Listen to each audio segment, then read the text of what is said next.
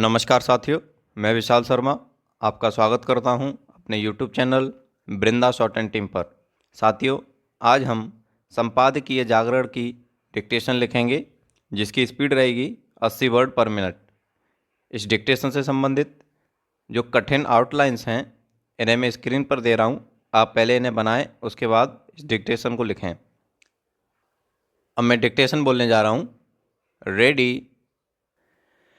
यह अच्छा हुआ कि लगातार बाधित हो रही संसद में संविधान पर चर्चा के बहाने हंगामा थम गया और लोकसभा में सत्ता पक्ष और विपक्ष बहस करने के लिए तैयार हो गए। लेकिन संविधान पर चर्चा के दौरान कुल मिलाकर आरोप प्रत्यारोप का सिलसिला ही आगे बढ़ता दिख रहा है। संविधान पर चर्चा के नाम पर उन्हीं मुद्दों को रेखांकित किया जा रहा है जो पहले भी उठाए जाते रहे हैं और जिनके जरिए एक दूसरे को कटघरे में खड़ा किया जाता रहा है।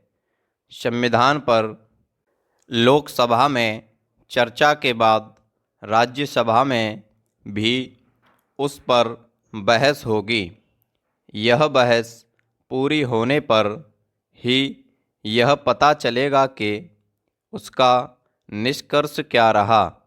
लेकिन जैसी शुरुआत हुई है उसे देखते हुए यह नहीं लगता कि इस चर्चा से देश की जनता को कुछ हासिल हो सकेगा। संविधान पर चर्चा इसलिए हो रही है क्योंकि उसे अपनाए हुए 75 वर्ष हो चुके हैं। संविधान पर विमर्श के लिए यह अवसर बिल्कुल उपयुक्त है, लेकिन सार्थक चर्चा का अभाव इस अवसर को गंवाने का ही काम करेगा। सत्ता पक्ष के अनुसार वह संविधान के प्रति समर्पित है और मोदी सरकार उसी के अनुरूप आगे बढ़ रही है। लेकिन विपक्ष को ऐसा बिल्कुल भी नहीं दिख रहा है। उसके अनुसार सरकार संविधान की भावना के प्रतिकूल कार्य करते हुए उसकी अनदेखी कर रही है। Paragraph change. विपक्ष के रवैये से यही साबित हो रहा है कि वह यह समझाना चाहते हैं कि सरकार संविधान को बदलने का इरादा रखती है।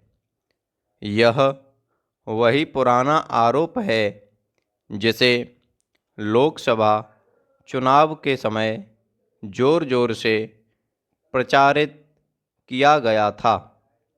इस प्रचार के चलते विपक्ष को कुछ राजनीति लाभ भी मिला था।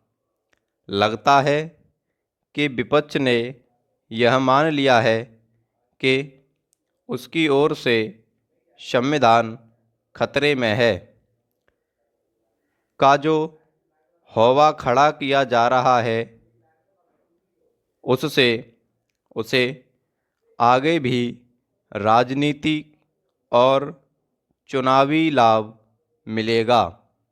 लेकिन वह ध्यान रखे तो बेहतर की काठ की हांडी बार बार नहीं चढ़ती।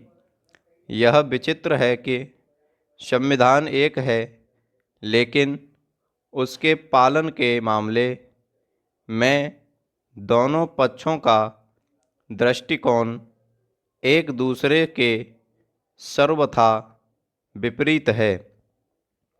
आखिर ऐसे कैसे हो सकता है? संविधान पर बहस का कोई लाभ तो तब मिल सकता है जब वह इस पर केंद्रित हो कि उस पर सही तरह अमल कैसे हो और उन कारणों का निवारण कैसे किया जाए जिनके चलते नियम कानूनों का अनुपालन संविधान की मूल भावना के अनुरूप नहीं हो पा रहा है।